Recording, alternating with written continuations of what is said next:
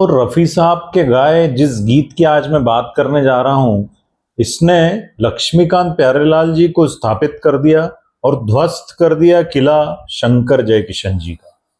आइए जानते हैं इस गीत के बारे में। यदि आपने मेरा चैनल सब्सक्राइब नहीं किया तो निवेदन करूंगा कि सब्सक्राइब कर लें और बेल आइकन और ऑल के ऑप्शन को जरूर से प्रेस करें और वीडियो अच्छा लगे तो लाइक और शेयर करें।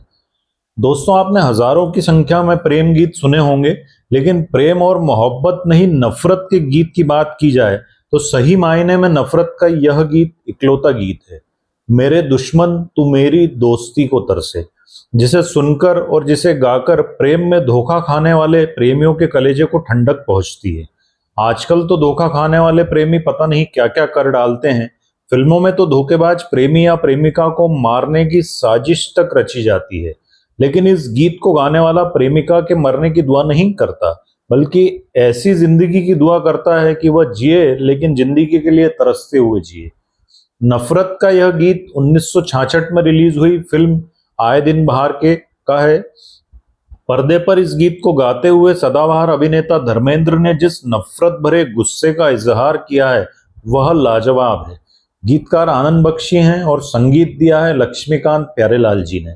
रफी साहब ने इस गीत को इस तरीके से गाया है कि प्रेम में चले गए प्रेमी की तड़प और कराह को आवाज देने वाला गीत बन गया। धर्मेंद्र और आशा पारिक की भूमिकाओं से सजी इस फिल्म आए दिन बहार के का निर्माण जे ओम प्रकाश साहब ने किया था। इससे पहले 1964 में उनकी फिल्म आई थी आई मिलन की बेला, जिसने सिल्वर जुबली मनाई थी। इस फिल्म में उस समय की सबसे महंगी संगीतकार जोड़ी शंकर जयकिशन जी के संगीत ने खूब धमाल किया था और संगीत के बल पर इस फिल्म ने बॉक्स ऑफिस पर खूब कमाई की थी। जब इस फिल्म की सक्सेस पार्टी में जे ओम प्रकाश जी ने राजेंद्र कुमार को जुबली कुमार कहकर बुलाया तो यह बात शंकर जयकिशन जी को बहुत चुभ गई और उन्होंने फौरन अपने दिल की बात अपने टीम के गीतकारों यानी शैलेंद्र जी और हसरत जयपुरी साहब से कही।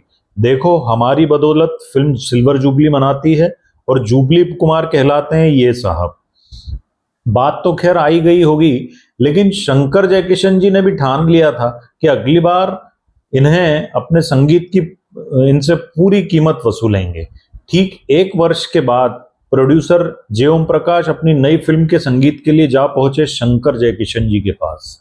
शंकर जयकिशन जी से तो पहले से भरे बैठे हुए थे, सो इस बार संगीत देने की कीमत भी उन्होंने 50% बढ़ाकर बताई।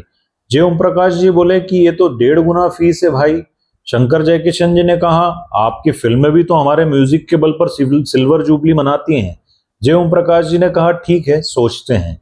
यह कहकर वो वहां से उठ गए और सीधे जा पहुंचे लक्ष्मीकांत प्यारेलाल जी के पास, जिनको उन्होंने फिल्म आस का पंछी और आई मिलन की बेला में बतौर शंकर जयकिशन के सहायक म्यूजिशियन के रूप में काम करते हुए देखा था। हालांकि लक्ष्मीकांत प्यारेलाल जी के संगीत के दम पर पारसमणि और दोस्ती ने सफलता के झंडे गाड़ दिए थे, लेकिन फिर भी इस जोड़ी के पास बड़े बैनर की फिल्में नहीं आती थी और ना ही इनकी वैसी कोई डिमांड थी, जबकि जे ओम प्रकाश जी का फिल्मयुग प्रोडक्शन बहुत ही बड़ा बड़ा वाला बैनर था। जब जे ओम प्रकाश जी ने अपनी नई फिल्म के संगीत के लिए कीमत पूछी तो लक्ष्मीकांत प्यारेलाल जी ने जो कीमत बताई वह शंकर जयकिशन जी की कीमत से 1/4 कम थी। जे ओम प्रकाश जी जब तब सुनकर के भौचक के रह गए। उन्होंने कहा, मैं बैकग्राउंड म्यूजिक की बात नहीं कर रहा हूं, मैं फिल्म के गानों की बात कर रहा हूं। तब लक्ष्मीकांत प्यारेलाल जी ने कहा, हम भी बैकग्राउंड सॉन्ग और साथ ही जितने भी गीत होंगे उनकी कीमत की ही बात कर रहे हैं। आप हमारी कीमत पर ना जाएं, आप हमारे काम पर जाएं। तब जे एम प्रकाश जी बहुत खुश हो गए, उनकी खुशी का ठिकाना नहीं रहा और उन्होंने कहा, वाह, इतना कम। उन्होंने लक्ष्मीकांत प्यारेलाल जी से बात पक्की की और जोर शोर से फिल्म की तैयारी शुरू की। इधर लक्ष्मीकांत प्यारेलाल रोज अखबार देखते और फिल्मयुग जैसे बड़े बैनर में हमें तो ले लिया है पर हमारा नाम तो कहीं दिखाई ही नहीं देता, ये सोचने लगे। ना ही इंडस्ट्री में कोई हमारी चर्चा करता है। ऐसा तो नहीं कहीं हमसे फिल्म बैकग्राउंड म्यूजिक करवा रहे हो। दरअसल उस वक्त कई व्यस्ततम संगीतकार बैकग्राउंड म्यूजिक किसी अन्य से करवाने की अनुशंसा करते थे। तब एक दिन लक्ष्मीकांत प्यारेलाल जी ने सहम कर जे ओम प्रकाश जी से पूछ ही लिया, सर, हमारा नाम तो कहीं सुनाई ही नहीं देता है, हम आपकी फिल्म में म्यूजिक दे भी रहे हैं या नहीं। तब जय ओम प्रकाश जी ने कहा, धैर्य रखिए, बिल्कुल आप हमारी फिल्म में काम कर रहे हैं, आप दोनों ही म्यूजिक दे रहे हैं, इसमें कोई शक नहीं है, पर हम तुम्हारी और फिल्म की बेहतरी के लिए तुम्हारा नाम थोड़ा सही वक्त आने पर देंगे, इसलिए बेफिक्र रहो। एक योजना के अंतर्गत जब हीरो हीरोइन, डायरेक्टर, फाइनेंसर सब एग्रीमेंट में बंध गए तो सही समय पर फिल्म युग ने धूमधाम से सार्वजनिक रूप से घोषणा कर दी अपने अगले प्रोजेक्ट की। फिल्म थी आए दिन बहार की। इसमें इसके बाद लक्ष्मीकांत प्यारेलाल के कैरियर में भूचाल सा आ गया, और इससे पहले इतना बड़ा बैनर उनके पास कभी नहीं आया था। लक्ष्मीकांत प्यारेलाल के पास ये बैनर आया, वह भी खुद ब खुद अपने आप। जय ओम प्रकाश जी बड़े नाम के साथ यूनाइटेड प्रोड्यूसर ग्रुप के में भी थे, और उस ग्रुप में एक से बढ़कर एक दिग्गज थे, जैसे कि शक्ति सामंत, सुबोध मुखर्जी, जीपी सिप्पी वगैरह। वैसे ये प्रोड्यूसर थे जिनका ठप्पा किसी एक बार पर लग जाए तो वह इंडस्ट्री में दौड़ लगाने लगता था। लक्ष्मीकांत प्यारेलाल जी गाने लिखवाने के लिए हसरत जयपुरी से साहब के पास गए और उनसे बात की, लेकिन जब कुछ लोगों ने यह बात शंकर जयकिशन तक पहुंचा दी, तब जय ओम प्रकाश जी की फिल्म के गीतकार उन्हीं के खेमे के गीतकार हैं, तो शंकर जयकिशन ने हसरत जयपुरी के सामने अपनी नाराजगी जाहिर कर दी। हसरत साहब को धर्म संकट में देख लक्ष्मीकांत प्यारेलाल जी ने कहा, कोई बात नहीं हसरत साहब, हम नए हैं तो हम भी किसी नए गीतकार के संग ही काम कर लेंगे। अब यहाँ से आनंद बख्शी साहब की एंट्री बड़े बैनर में हुई। यूं तो बख्शी साहब भी लक्ष्मीकांत प्यारेलाल जी के लिए नए नहीं थे।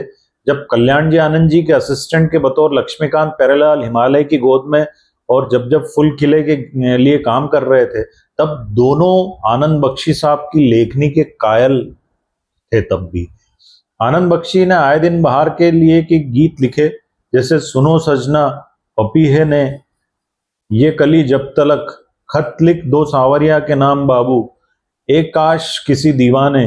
लेकिन जब बख्शी साहब ने मेरे दुश्मन तू मेरी दोस्ती को तरसे गीत लिखा, तब उनको शायद ही इस बात का गुमान था कि उनके हाथों एक ऐसा नगमा पैदा होने जा रहा है जो अपने आप में ऐतिहासिक होने जा रहा है। आज तक हिंदी चित्रपट जगत में किसी गीतकार या शायर की लेखनी से माशूका के लिए ऐसी बद्दुआओं से भरे गीत नहीं लिखे गए। बख्शी साहब ने अनोखी बद्दुआओं से भरा एक ऐतिहासिक गीत लिखा। उस फिल्म के एक माकूल सिचुएशन के लिए जब धर्मेंद्र सरेआम अपनी प्रेमिका आशा पारिक पर बेवफाई का इल्जामात भरे अल्फाजों से एक नगमा महफिल में पेश करते हैं, यह पहले से तय था कि इस पर्दे पर धर्मेंद्र हो और संगीत देने की कमान लक्ष्मीकांत प्यारेलाल के हाथों में हो, तो गायन की बागडोर भी रफी साहब के अलावा और कोई कैसे संभाल सकता है। और जब रफी साहब किसी गीत को गा रहे हो, तो चाहे नज्म हो, गजल हो, कोई और नगमा हो, उसकी शुरुआत मतले के बिना कैसे हो सकती है। यह एक बात गीतकार जानते थे, और इसलिए आनंद बख्शी साहब ने नफरत के इस गीत की शुरुआत एक शानदार मतले से की है। इस मतले में रफी साहब ने आवाज में उतार चढ़ाव का ऐसा सम्मोहन तैयार किया है कि सुनने वाला हैरत में खो जाता है। रफी संभवतः हिंदी फिल्म संगीत के एकमात्र ऐसे गायक थे जिन्होंने आरोह अवरोह के इस्तेमाल में महारत हासिल की थी। यह क्षमता आज के समय में अत्याधुनिक हैरियर जेट के सीधे ऊपर उठने और नीचे आने के समान थी। इस गाने में रफी साहब ने आरोह अवरोह का खूबसूरत इस्तेमाल किया है। उस समय तक प्रोड्यूसर डायरेक्टर शंकर जयकिशन की स्टाइल का सिम्फोनिक म्यूजिक पसंद करते थे, लेकिन इस गाने के बाद लक्ष्मीकांत प्यारेलाल जी की इस सिम्फोनिक स्टाइल म्यूजिक की भी मांग होने लगी। शंकर जयकिशन जी को सेबेस्टियन डिसूजा जैसे अरेंजर की आवश्यकता थी, लेकिन स्वयं प्यारेलाल जी ही खुद सिम्फोनी मास्टर थे। आप इस गीत को सुनकर लक्ष्मीकांत प्यारेलाल की सिम्फोनिक अरेंजमेंट के कायल हो जाएंगे। आप इस गीत को सुनकर कितने कायल होंगे यह बात अलग है, लेकिन इस गाने की रिकॉर्डिंग सुनकर जया देसाई नामक एक खूबसूरत युवती इतनी प्रभावित हुई कि वह लक्ष्मीकांत जी को दिल ले बैठी, और फिर वह बन गई श्रीमती जया लक्ष्मीकांत। वैसे जया जी सुप्रसिद्ध अदाकारा बिंदु जी की बड़ी बहन है। इस गाने में आनंद बख्शी के शब्दों के बाण, लक्ष्मीकांत प्यारेलाल के म्यूजिकल अरेंजमेंट, मोहम्मद रफी साहब की गायकी में उतार चढ़ाव और पर्दे पर धर्मेंद्र साहब की भावभंगिमा, आशा परेख की तरफ तड़प, नर्तकियों के डांस और गाने के साथ सहनायिका नाजिमा के बदलते भावों के बीच गजब का संयोजन है। इस गीत के बाद लक्ष्मीकांत प्यारेलाल भी रेस में आ गए और बड़े बैनर्स भी लक्ष्मीकांत प्यारेलाल जी को गंभीरता से लेना उन्होंने शुरू कर दिया। यह गाना इतना कठिन है कि संगीत समारोह में कम गायक ही इस गाने को गाने की हिम्मत कर पाते हैं। यह गीत गमक, मुर्कियां, खटकों से भरा पड़ा है, जिसके लिए बहुत अधिक रियाज की आवश्यकता पड़ती है। आनंद बख्शी साहब के दिमाग में इस गाने को की लाइनें कैसे आई, इसके बारे में बताते हुए बड़ा उत्साह होता है। दरअसल आनंद बख्शी साहब कालका शिमला रोड के यजुवेंद्र गार्डन में रमने वाले एक फकीर मलंग के पास से गुजर रहे थे और कहते हैं कि वह मलंग का वहां के राजघराने की किसी राजकुमारी से प्यार मोहब्बत का सिलसिला था, जो अफसोस के अंजाम ना पा सका, और इसलिए उस राजकुमारी को बद्दुआ देते हुए मलंग यह गीत गाता था, और वहीं से प्रेरणा मिली आनंद बख्शी साहब को इस गीत को गाने की। बहुत ही जबरदस्त गीत है दोस्तों, और गीत से जुड़ी ये कहानी है जो कि बेहद रोचक थी। मैं आशा करता हूँ आपको बहुत पसंद आई होगी। वीडियो अच्छा लगे तो शेयर कीजिए, लाइक कीजिए और मेरे चैनल को सब्सक्राइब कीजिए। नमस्कार दोस्तों।